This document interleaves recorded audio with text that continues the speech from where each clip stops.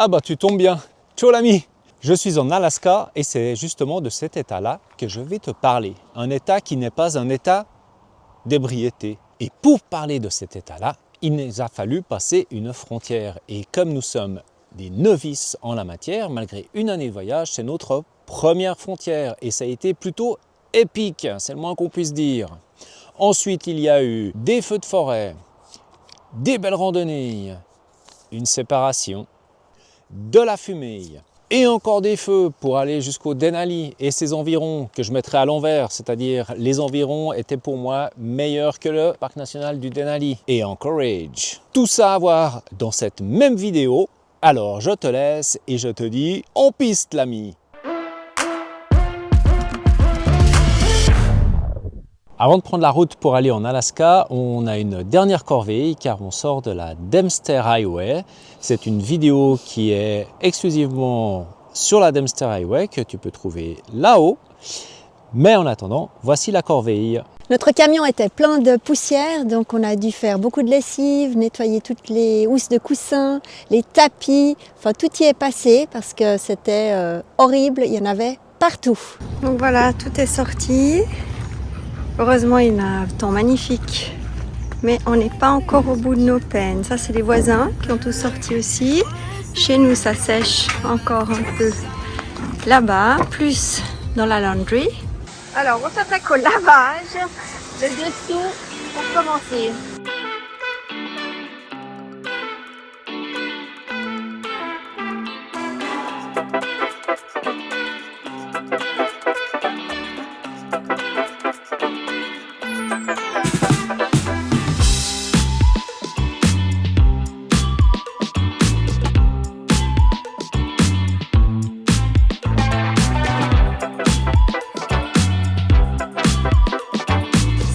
Notre ami est tout propre, prêt pour de nouvelles aventures. Nous allons partir en Alaska. Aujourd'hui, c'est un jour un peu spécial parce qu'après quasiment une année de voyage, on va passer dans notre deuxième pays seulement. Il faut dire qu'on a traversé le Canada et que c'est le deuxième pays le plus grand au monde en superficie. Donc, ça relativise un petit peu le nombre de pays qu'on a pu traverser jusque-là. Pour l'instant, on est, comme vous le voyez, en train de naviguer. On traverse de Dawson City à... De l'autre côté, c'est Dawson City East, je crois. Et là, on va prendre la Top of the World. Pour la fumée, Là, on vient de quitter Dawson City et puis la route est ouverte. Quelques explications sont nécessaires à ce sujet. Nous étions à Dawson City et entourés par les feux de forêt. C'est pourquoi nous ne pouvions aller ni en direction du Yukon, ni en direction de l'Alaska. Lorsque cela était possible, une voiture pilote escortait les véhicules en une direction ou dans l'autre. Nous n'étions pas pressés, nous avons donc attendu que la voie soit complètement ouverte pour nous rendre en Alaska. Et là, on arrive, on a fait à peu près 30 km. Et il y a beaucoup de fumée, ça gratte un peu dans la gorge et c'est impressionnant parce que la visibilité diminue. Bon, on a mis les masques pour essayer de diminuer un peu ce qu'on respire parce que c'est pas top. Dernier 25 km au Canada après 11 mois de voyage. On a attendu l'Alaska. Eh oui, depuis des années. Donc on a vidé le frigo et comme il n'y a plus droit à fruits, légumes, produits frais, donc on finit, voilà, tout ce qu'il y a dans le frigo, yogourt, on va faire des œufs, tomates, bacon, la banane, le dernier jus de citron, et puis on va faire ces 3 petites gaufres pour manger avec la crème chantilly qui reste. L'Alaska a été vendu par la Russie aux États-Unis et ça c'était en 1867 pour une somme de 7,2 millions de dollars, ce qui équivalait en 2023 à 129 millions de dollars. C'est-à-dire rien du tout quand on sait que 30 ans plus tard, il y a eu une fameuse ruée vers l'or. Les États-Unis ont ensuite intégré comme État l'Alaska en 1959, la même année qu'Hawaï. Bon, on est en Alaska, mais ça n'a pas été simple. La douane s'est passée en 5 minutes, mais il a fallu 10 minutes à l'ami de bien vouloir redémarrer parce qu'il avait un problème de batterie juste devant les douaniers. Donc nous étions à 20 mètres de la guérite, feu rouge, le douanier nous fait avancer et là, l'ami ne démarre pas. Donc pontage du camion, heureusement avec le chargeur 24 volts ça part tout seul. Et du coup ça a détendu un peu l'atmosphère, on a beaucoup rigolé avec les douaniers et on est en Alaska comme vous voyez. Et t'admettras que ça mérite bien une petite danse de fumée. Chicken est notre première halte en Alaska et cette petite bourgade, si on peut appeler cela ainsi, compte 12 habitants dont 3 seulement à l'année. Bon, à Chicken, c'est grosse attraction au saloon. Si tu viens ici, tu laisses ton slip et ou ta casquette au plafond. On va voir maintenant ça déborde sur les côtés. On se croirait au centre-ville. Qu'est-ce que tu es en train de faire? J'accroche un symbole, un très très gros symbole de la France, quand même. Fier de notre patrie. Non, de notre voyage. Une rencontre formidable. Hein, ça se voit. Hein. Mais c'est un caleçon! Oui. Mais qu'est-ce que j'ai? Oh non! C'est un solennel. Allez. Tadam! Donc ça a commencé en 1989 et on est en 2025 et Alain est en train d'accrocher le premier slip masculin. Ouais. Yes! Bravo! Oh, tu vas où habillé de cette manière? Là, on part faire une marche, l'Angel Swag, et on a 2 miles à faire à vélo. Sur une route. Droite, droite, droite. Et on a pris notre filet anti-moustique, pas pour les attraper, mais pour les repousser. Et je crois que c'est la première fois que tu as un casque qui ne doit pas être très efficace en cas de chute. Maintenant qu'on a cette chose sur la tête, en fait, le téléphone, il ne me reconnaît pas. Je dois chaque fois faire le code. Alors pour l'instant, on sent que ça vole autour de nous, mais en marchant, je pense que C'est supportable, et on n'est pas piqué pour l'instant. Depuis qu'on est dans ces latitudes, on a quand même l'impression qu'il fait vraiment très chaud et c'est vraiment la grosse surprise. Mais elle est agréable cette surprise.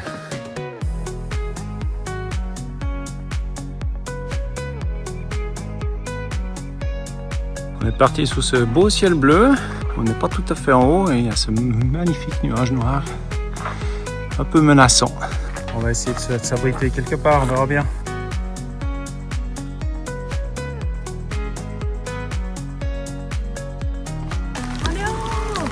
Et il pleut! Ça va calmer les feux. Voilà le sommet de Angel Swag.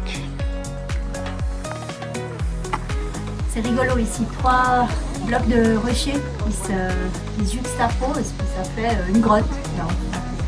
Et d'ailleurs, tu peux me retrouver de l'autre côté. Petite pause obligatoire, obligée par la pluie. Voilà, Donc on a remis les filets parce qu'on est nouveau dans la forêt.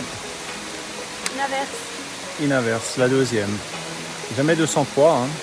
Non, 2 c'est assez, 3 c'est trop. Voici la carte routière du parc national de Denali. Sur la droite, on voit à Riley Creek Campground, c'est la hauteur de l'entrée du parc. En dessus de ça, vous avez le Visitor Center et en face du Riley Creek, le Denali Bus Depot, et qui est l'endroit où on prend le bus pour aller jusqu'au mile 43, en tout cas cette année et en 2026, car la route est fermée à partir de ce point-là. Et c'est bien dommage, car la partie suivante est, paraît-il, la plus intéressante et là où on a les meilleures vues. 3 campings sont ouverts dans le Denali, en tout cas en ce qui concerne les véhicules de récréation. Le Riley Creek Campground à l'entrée, le Savage River Campground et enfin le Teklanika River Campground qui lui a l'obligation d'être réservé pour 3 nuits minimum. Le seul moyen pour aller au mile 43, à part le vélo et à pied, c'est le bus et le bus te coûte $34. À savoir que ce bus reprend gratuitement toutes les personnes en bord de route sur le retour.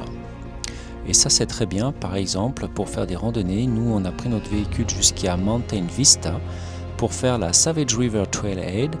On est redescendu de l'autre côté, ce qui nous a évité de faire un aller-retour. Et ensuite, on a pris le bus pour revenir à Mountain Vista et repris notre véhicule depuis Mountain Vista jusqu'à la sortie du parc. Plusieurs randonnées sont au départ du Visitor Center. Nous en avons fait 2.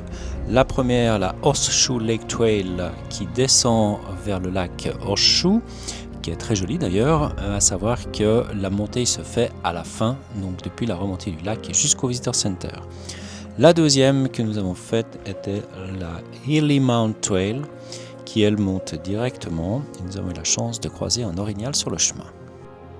Voilà les hôtels et boutiques souvenirs avant l'entrée du Denali, du parc national du Denali, pardon.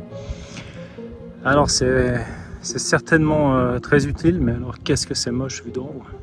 Tu pars, il fait super chaud. On avait trop chaud à habiller, voilà, et puis maintenant, On met les kawaii parce qu'il pleut. Et c'est le deuxième rando d'affilée où on rentre sous la pluie. On va essayer de faire mieux la prochaine fois. c'est ça, Peut-être qu'on devrait partir sous la pluie. peut-être. Au niveau météo, on s'est rattrapé en sortant du parc national et en allant dans le parc d'état du Denali. On a fait une magnifique randonnée sur 2 jours dont tu trouveras la vidéo en intégralité ou ici ou là. D'ailleurs, en introduction, on te disait, enfin du moins je te disais qu'on avait préféré les alentours du parc et voici pourquoi avec la Petersville Road. Je te laisse apprécier ces belles images.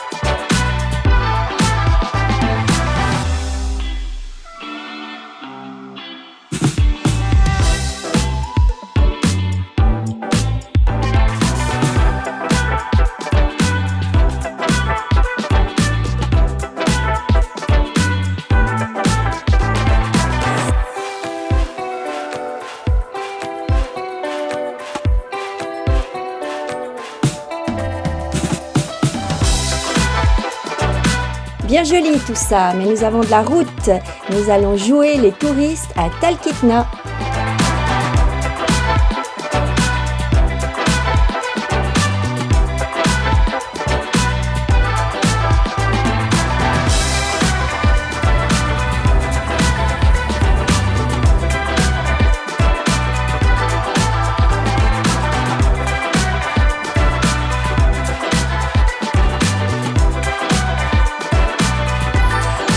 Je prends un petit Westphalia pour rentrer.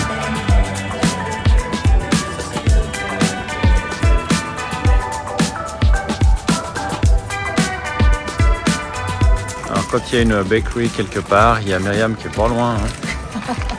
Sur le retour de Talkeetna, on s'arrête chez Jamie et son fils, 2 sculpteurs sur bois. Jamie est en train de sculpter un ours qui est au téléphone, car cet ours a volé le sac à dos d'une dame et utiliserait son téléphone, selon la légende urbaine. Aujourd'hui, on quitte Sandrine et Alain. On vient de passer 2 mois ensemble, c'était formidable. Mais le voyage, c'est aussi ça, savoir se quitter pour mieux se retrouver, probablement prochainement. À bientôt les amis. Alors là, sur cette pompe, on est donc dans une station essence pour camion. Ça vaut le coup parce qu'elle est à 3,69. Et puis ce qui est sympa, c'est qu'il y a les pompes de chaque côté. Donc Alex peut remplir les réservoirs, 1 sans déplacer le camion et 2 en même temps. Première pompe d'un côté, et là il met la seconde en route. La Hatcher Pass est une route de montagne non pavée de 49 miles. Elle culmine à 1184 mètres d'altitude et fait partie de la chaîne de montagnes de Talkeetna.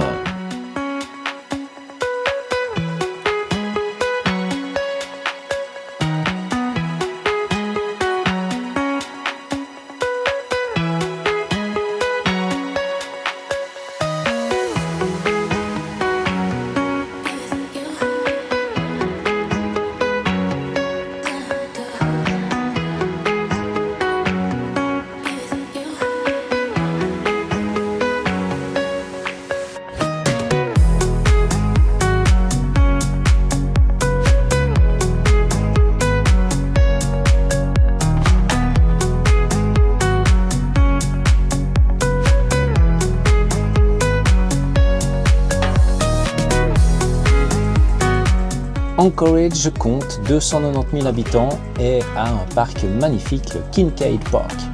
Ce parc abrite 1500 orignaux, des mooses.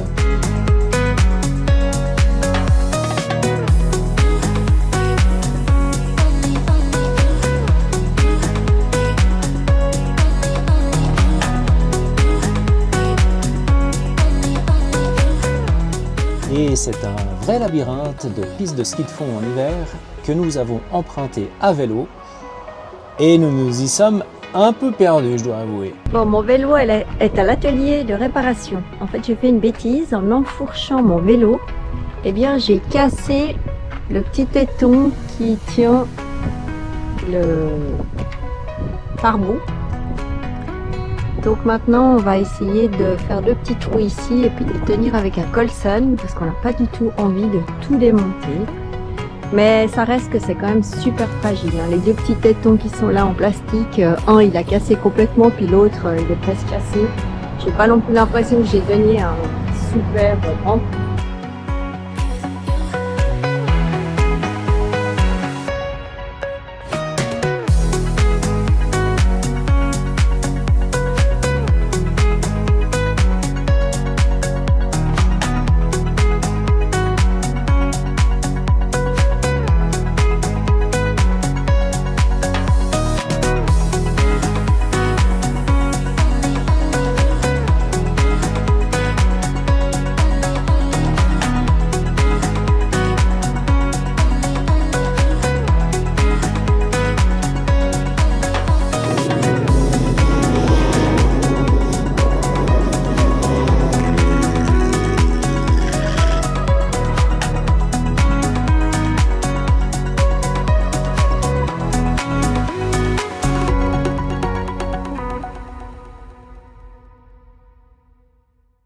Le lac Hood, c'est la base la plus importante et la plus fréquentée au monde au niveau des hydravions. Il faut savoir à peu près 10 000 avions qui sont stationnés autour du lac et 200 vols par jour. Donc sans arrêt, tu as des hydravions qui décollent, qui atterrissent. Franchement, c'est un spectacle saisissant à voir absolument. On espère que cette vidéo t'a plu. Réjouis-toi pour la prochaine. La suite de l'Alaska, c'est la péninsule du Kenai. Où on a fait du paddle et du canoë sur un lac rempli d'icebergs. On s'est approché d'un glacier. On a atterri sur une plage avec un avion pour aller voir les ours. On a pris le bateau pour aller voir les mammifères marins. Et qu'est-ce qu'on a fait d'autre?